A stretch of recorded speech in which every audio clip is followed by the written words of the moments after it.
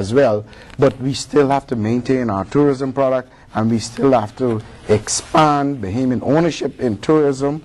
We still have to expand touristic developments throughout the length and breadth of our country, be they eco-friendly. They don't all have to be big hotels with big casinos. You could have boutique hotels with these very exclusive casinos, just a bed and breakfast.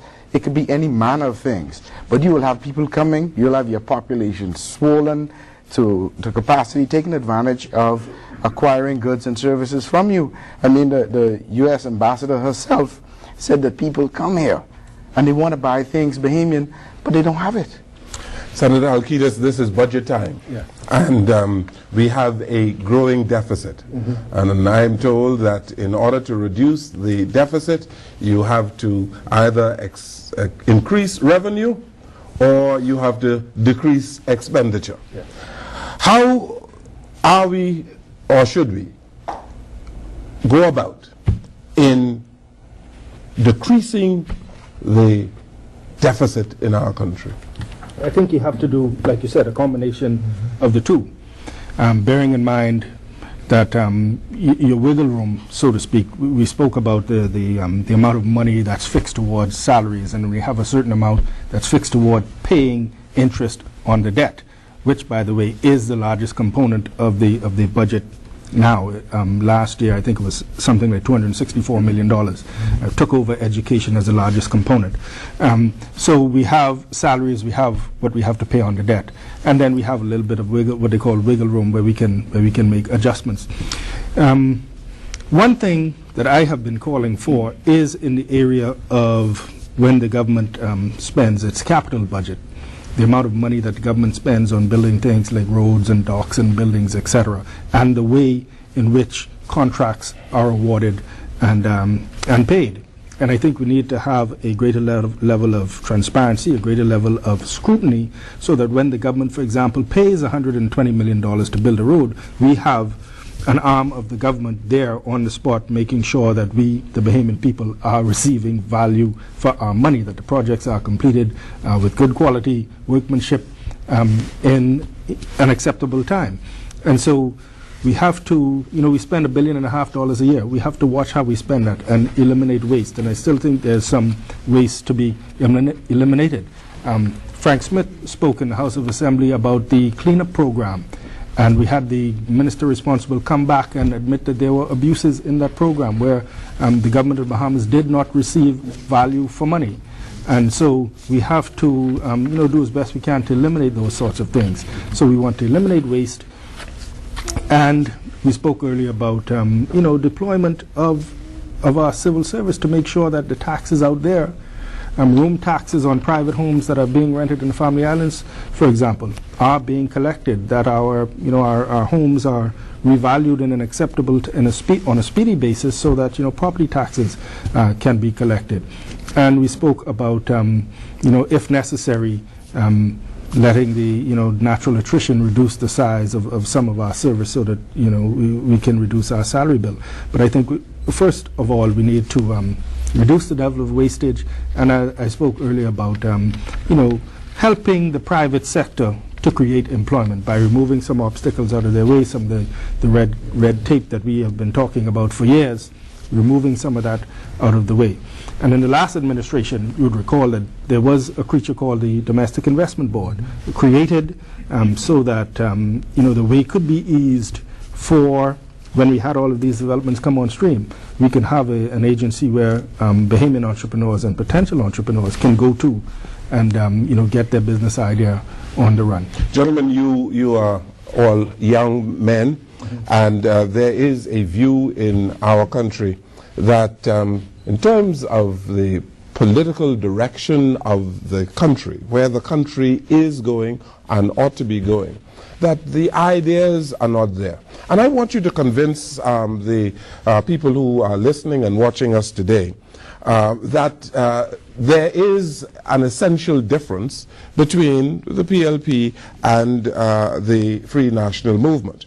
Is the PLP capable of creating a new course for the Bahamas? Absolutely. And you know, the pursuance, you often hear us talk about the relocation of the port to southern New Providence from Bay Street, West Bay Street.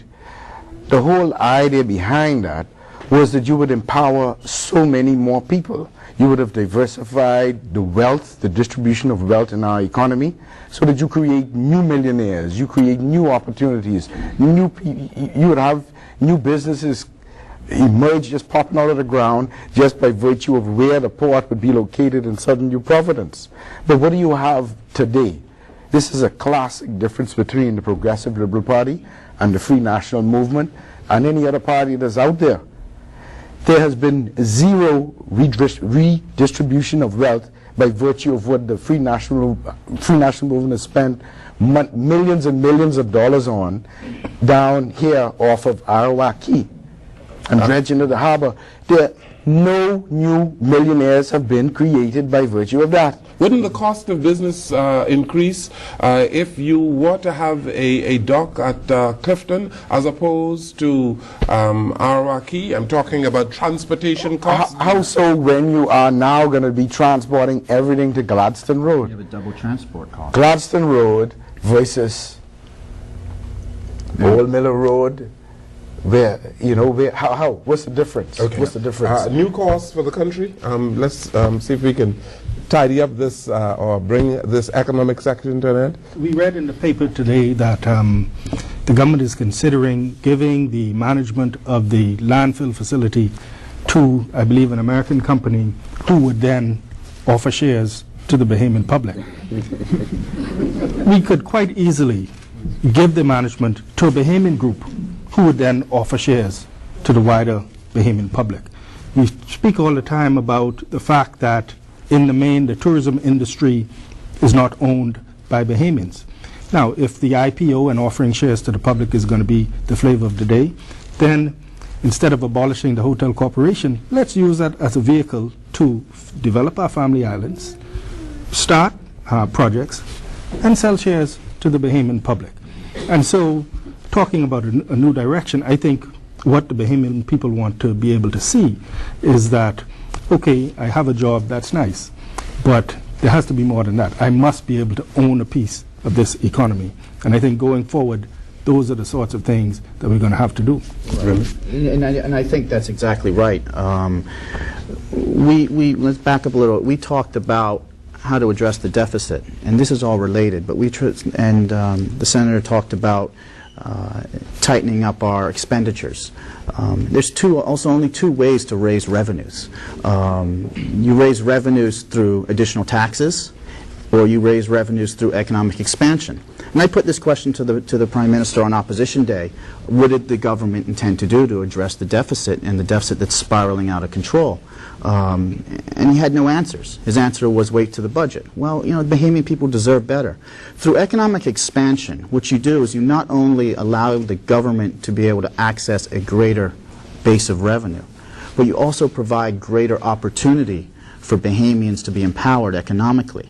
And what that does is that provides more jobs, and that provides, while addressing revenue issues with the government. This is the type of vision, this is the type of plans and programs that the PLP government would put in place for Bahamians day one. And I think with fresh ideas from young and fresh candidates, potential candidates, and members of leadership in the party, that's what differentiates the PLP from the F&M. That Ryan Pinder, at the age of 35, could sit here, voice his concerns, voice his ideas, and they get listened to. They get listened to within the PLP, and they become part of the platform and the governance of the party that the country so desperately needs. You have the last word in this economic segment of the program, Senator Fitzgerald. I think you find the overwhelming view of many Bahamians that they want to own a piece of our economy. They want the wealth to be shared and to be spread out more evenly.